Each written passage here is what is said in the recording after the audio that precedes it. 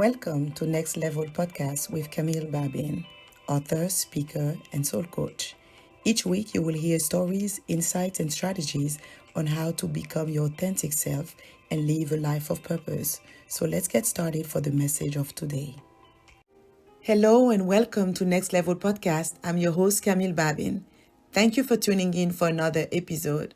Today is the first day of the month of March, and like every new month, I think this month also carries the promise of new beginnings. Why not?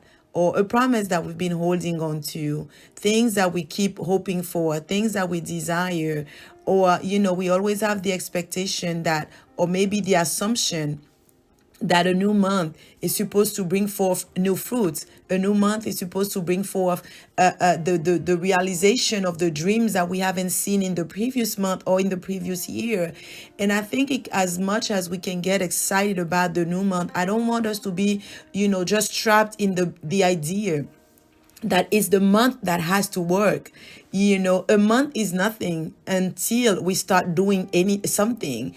A month doesn't bring anything until we are the one realizing, that we have been given a new opportunity. Every day is really a symbol of an opportunity that God has given us to do something new, to make a difference, to finally walk in the plan and the purpose that He has set for us, to really take that other mission, or to take that assignment, the task list, and to be able to go down and see, am I doing what I was supposed to do? Am I focusing on the right things? Is even my focus right? Are my motives in the right place? All these things are very, very important. And today when I was working, or I would say before today, when I was getting ready to record this episode, of course, as usual, I asked the Lord, what do you want me to share today? What is it that you want to impress on the heart of your people? And all I could hear, it was even from a book that I was reading, and it was Live Your Dreams. And actually throughout the week, I kept hearing it, everything that, even in my own life, everything that I was hearing had to do with obedience. So now when He says live your dreams, and I'm like, how is it that you were speaking on obedience and now you say live your dreams? I don't really see the connection. I don't see how they're related. And, without even making me wait too long, that's when I saw the connection between the two. And it's not so much the obedience that, we always talk about, like, a child being obedient to his parents, and, even us being obedient to the Lord. Yes, it is true. But do you know that by living your dreams, the dreams that God has placed in your heart, the things that God desires from you for you to do, the places that He wants to see you walk in, and the assignment that He wants you to execute, and all these different tasks that He's given you, and even the mandate to become who you're supposed to become, to live your authentic self, all those things, do you know that living that, doing those things, manifesting those things, is actually living in obedience? Because obedience is not just obeying the 10 commandments. Obedience is not just, refraining from so many things. Yes, it is part of it. But I don't want you to see today obedience as such a restrictive term, because when we hear obedience, automatically we think we're in trouble. Like, what have I done wrong? Why is the Lord calling me out, calling me now into obedience? Like, what, maybe I was doing the wrong thing. And I think if we don't really stop for a moment and just ask Him, what do you mean? What are you speaking about? How can I be obedient? Or where are the areas in my life? What are those areas that I've been disobedient in? What are the things that maybe they're not very obvious to me, but you call me now into obedience. You call me into alignment. You call me now into action, or even, into just being still. What are those things? And when I think I talk about obedience today, I want you to think about those things. Like, what are the dreams that God has laid on your heart that you have yet to see manifest? And I'm not talking about the things that you can say, oh, they depend on somebody else, or you don't have any control over. I'm talking about the things that are very well in your power. They are in your abilities. You can do it. It's like, it's up to you. You're not waiting on anybody. It's up to you. Actually, people are waiting for you to say yes. People are waiting for you to finally answer and walk. And I think when we think about the dreams that God has placed inside of you and even the manifestation, it's easy to get caught up with all the questions and all the unknown, because trust me, there is a lot of unknown when it comes to the things that we're supposed to do. It's a lot of unknown, even for somebody to launch a business, for someone to get married, because hello, you don't know the person, like you can think you know them, but you don't truly know them. Sometimes we don't even know ourselves like that to be able to know somebody else. But it's a risk that we're willing to take, and we said in the name of love. It's a risk that we're willing to take in the name of success. I mean, like, you just decide to found a family, you decide to have a child. You don't know what that child will be like, you don't know what that child will bring, you don't even know what you being a parent, what that means, but you still go ahead. So I think it's the same attitude. It's the same approach that we should take by trusting God. It's by trusting God. We can never talk about obedience without talking about trust, because the only way obedience can be manifest is in the presence of trust. If there is no trust, there is no obedience. So maybe what God is after today is not so much the obedience, but it's the trust factor. Maybe God now is challenging you to trust Him more.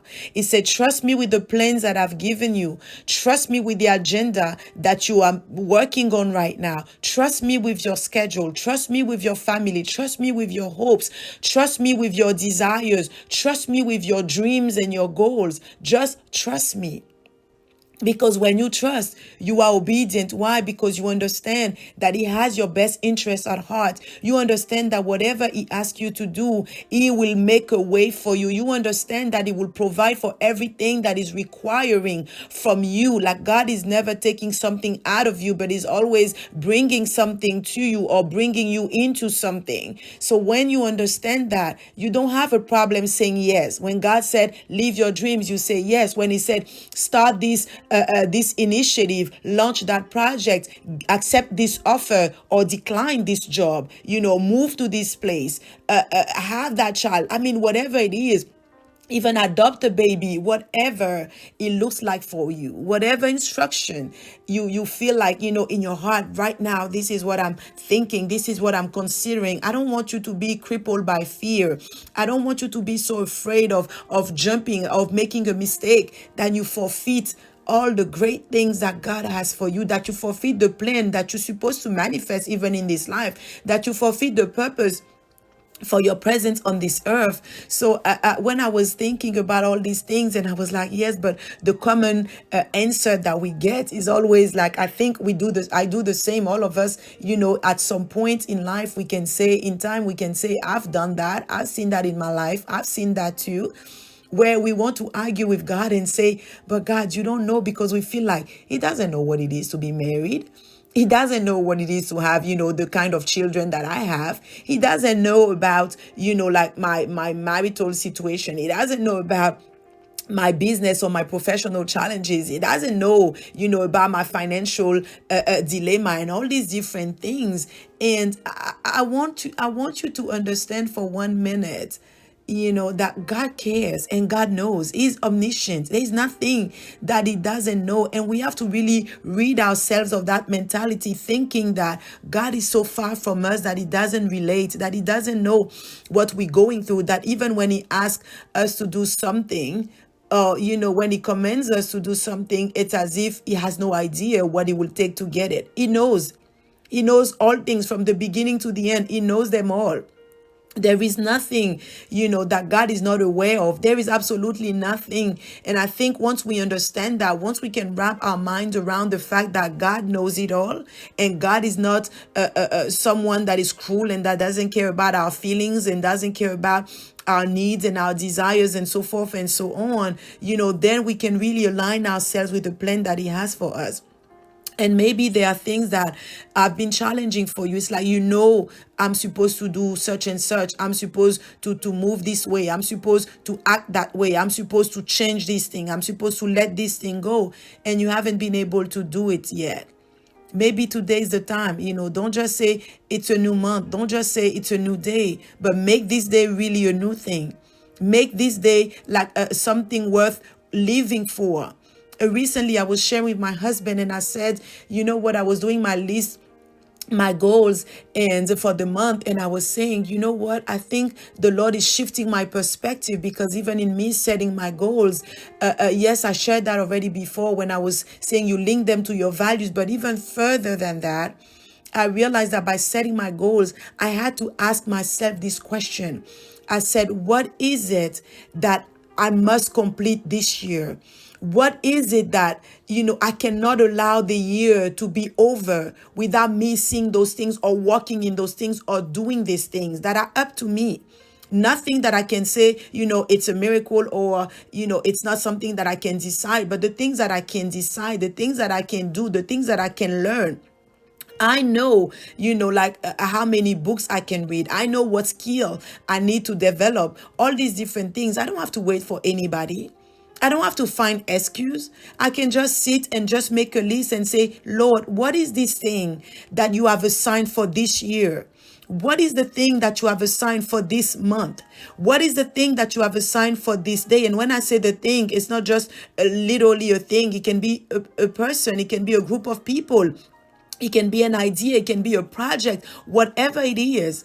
But we have to be clear and go after all. I think we really need to break those barriers and limitations and go after all that God has for us. We can no longer stay in the same position and just expect the month to bring things to us, to expect the day to bring things to us, the year to bring things, or even people to do things for us that we're not willing to do for ourselves. We have that power within us to do the things that God is calling us to do. And we really have to understand that the problems that we see as problems, the solution is within us. Like even when we see every time the Lord was with his people, the solution never looked like solutions until they obey. You can take Moses, he never knew that the Red Sea could be parted until he was right in front of it, and he followed the instruction. He stretched his rod, and that's when the water parted. And it could have been, like another, God could have used another way, could have used another method, but he chose that one. Joshua, the same thing. Joshua was in the water. It wasn't up until he was already in the water that the water, the water flow just stopped and the water went back to normal.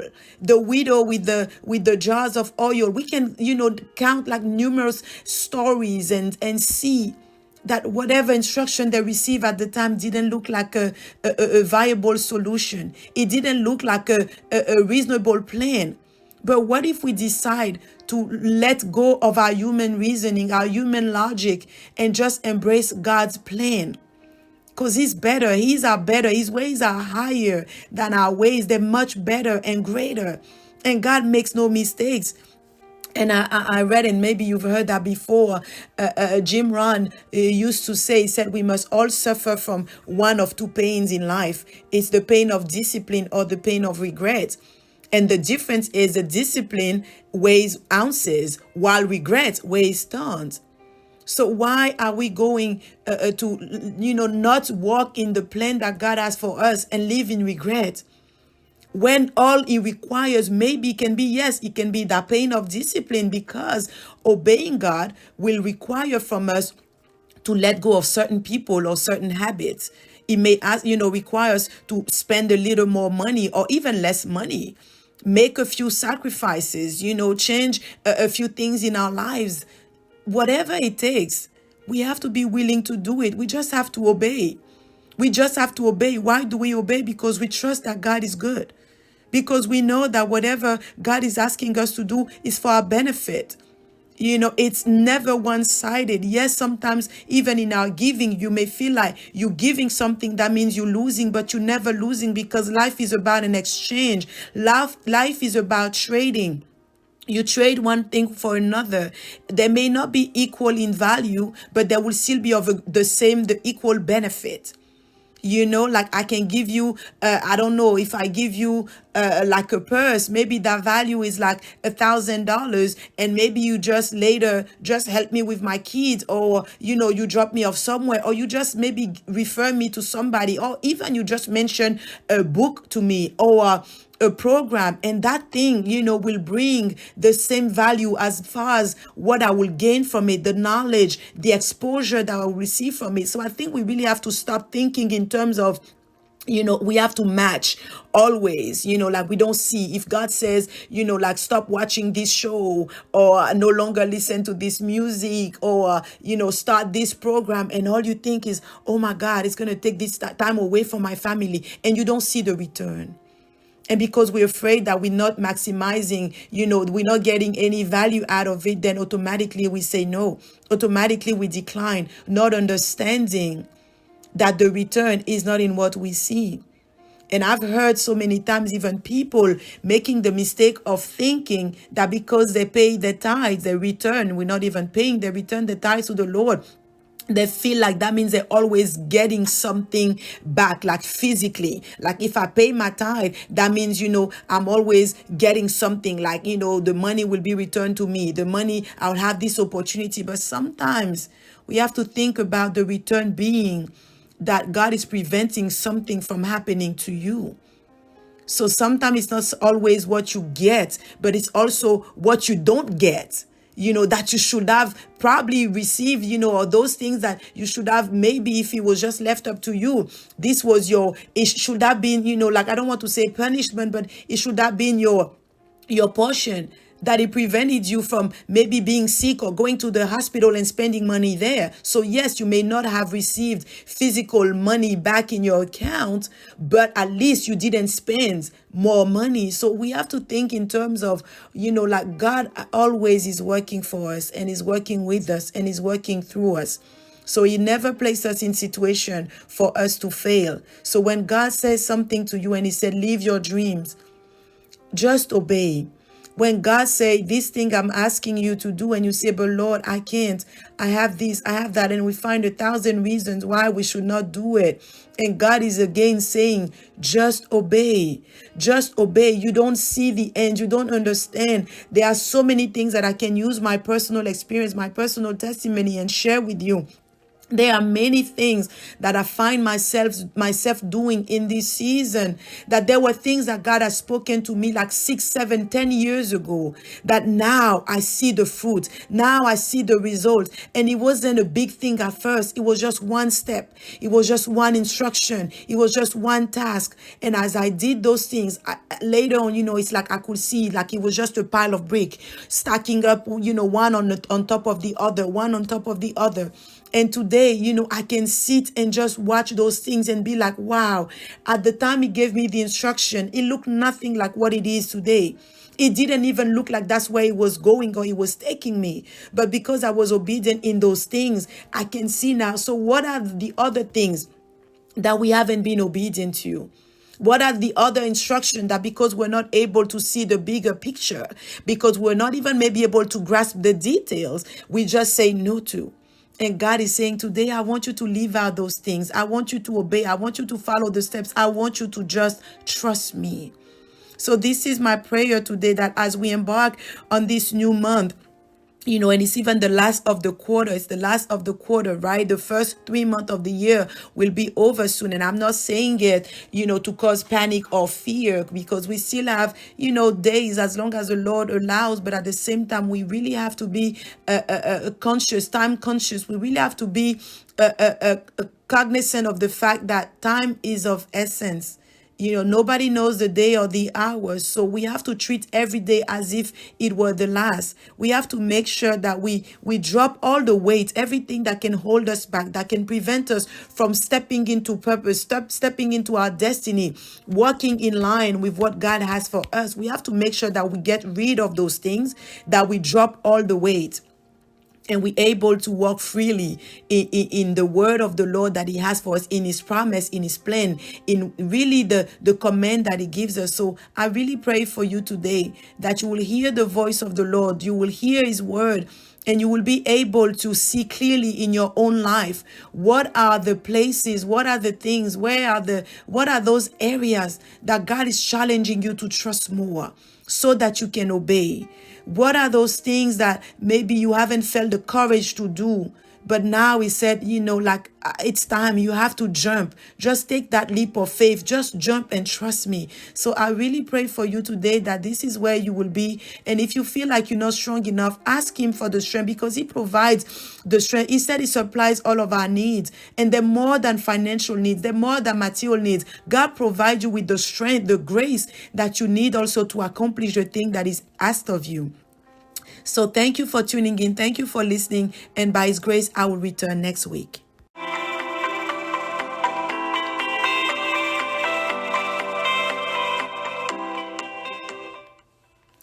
Thank you for listening to Next Level Podcast. For more content, don't forget to subscribe to our YouTube channel at Camille Babin.